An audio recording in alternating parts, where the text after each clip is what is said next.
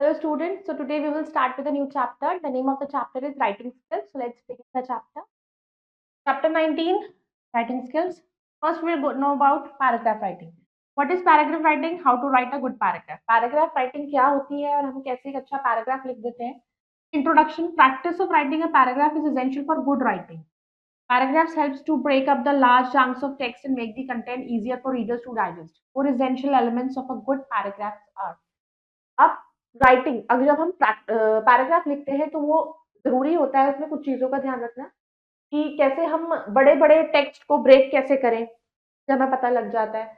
और हम कंटेंट जो हम लिख रहे हैं, हमें दूसरों को अगर वो पढ़ेगा तो उसको अच्छा लगे, ईज़ी लगे, समझ में आए। हमें इस तरीके से उसे लिखना होता है।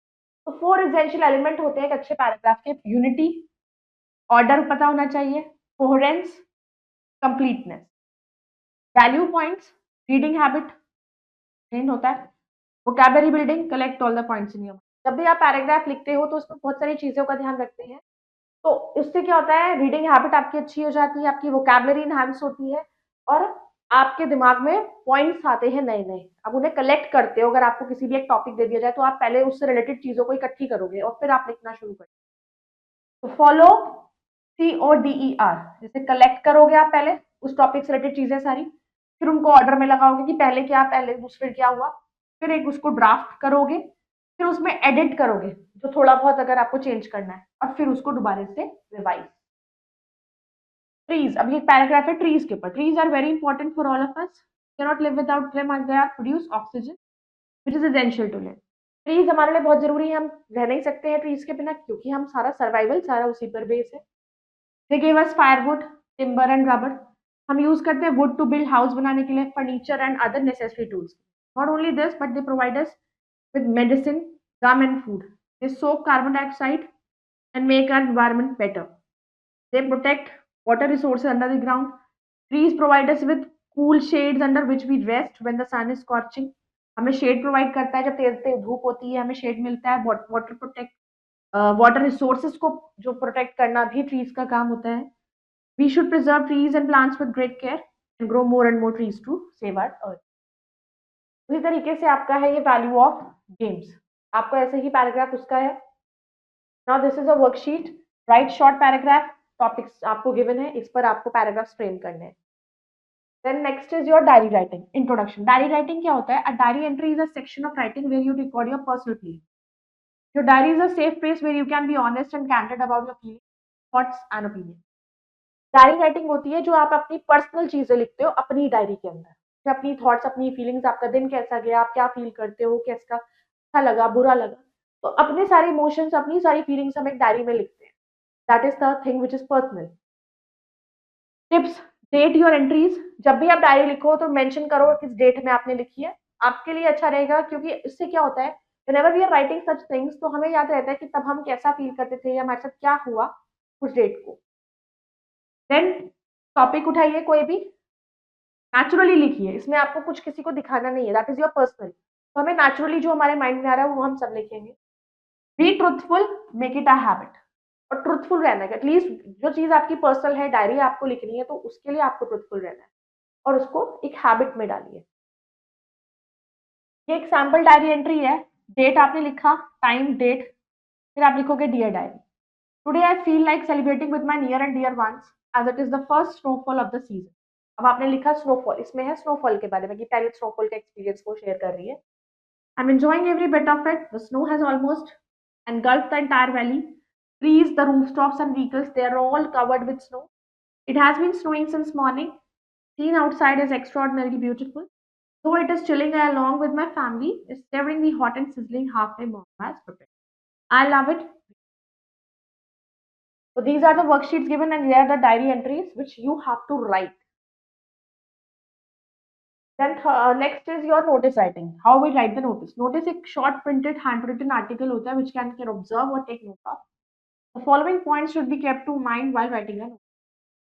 अब नोटिस एक छोटा सा इंफॉर्मेशन होती है, काइंड ऑफ आर्टिकल, या आप इसको इंफॉर्मेशन समझिए, जैसे आपके स्कूल नोटिस बोर्ड में लगता है नोटिस, तो हम मैंडेटरी चीजें लिखते हैं, बहुत ज्यादा एक्सट्रीम नहीं हम लिखते हैं, डिटेल नहीं लिखते हैं, सिर्फ मेजर पॉइंट्स हम इसमें कवर करते हैं।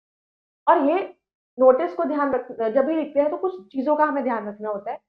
It should be written in a neat and clean handwriting, it should be brief, to the point होता है, brief, and the person reading the notice should know exactly what you want to say, क्योंकि अगर आप उसको detail लिखोगे तो उसको यही नहीं समझ आएगा एक्जैक्टली टॉपिक क्या था।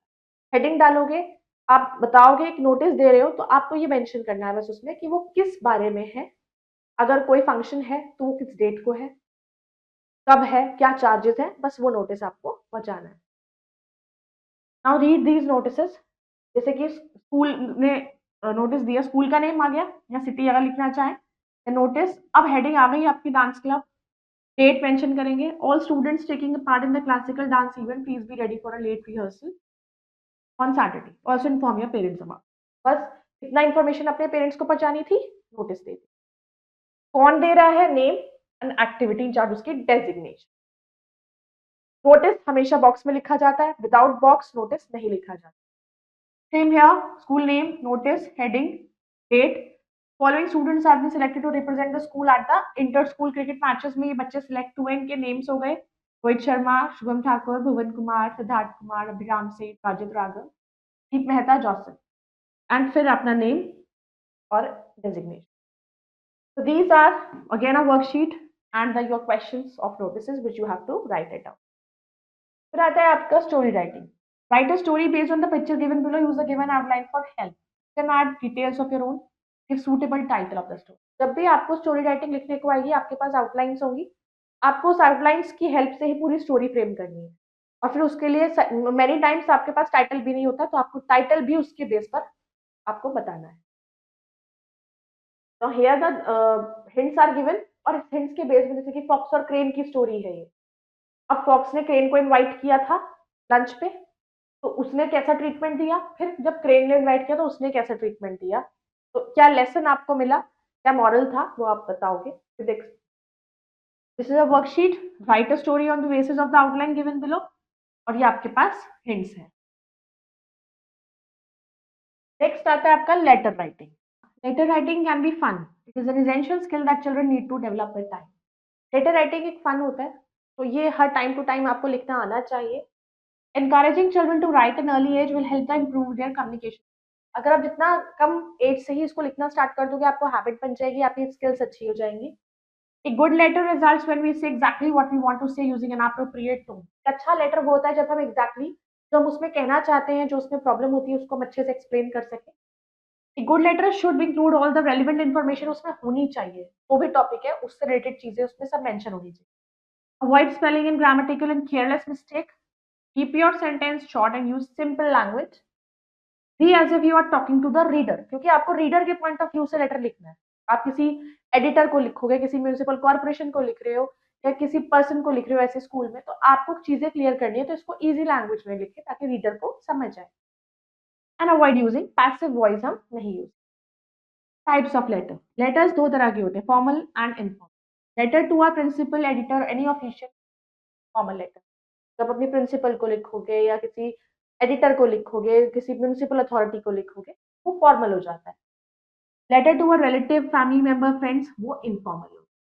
अब इनफॉर्मल का लेटर का फॉर्मेट क्या है?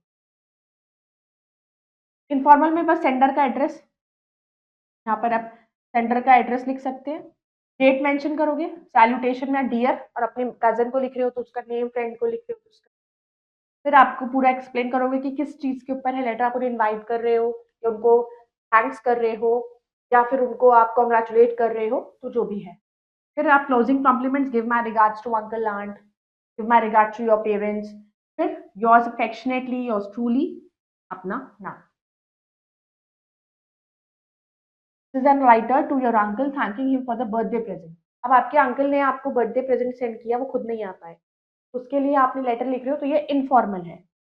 एड्रेस, सेंडर्स एड्रेस, फिर डेट, जिस भी डेट को लेटर लिखा जाएगा। Dear uncle, thanks a lot for the lovely present you send me on my birthday. When I opened the parcel containing your present, I was so thrilled. Beautiful wrist watch which you sent for me was urgently needed by me.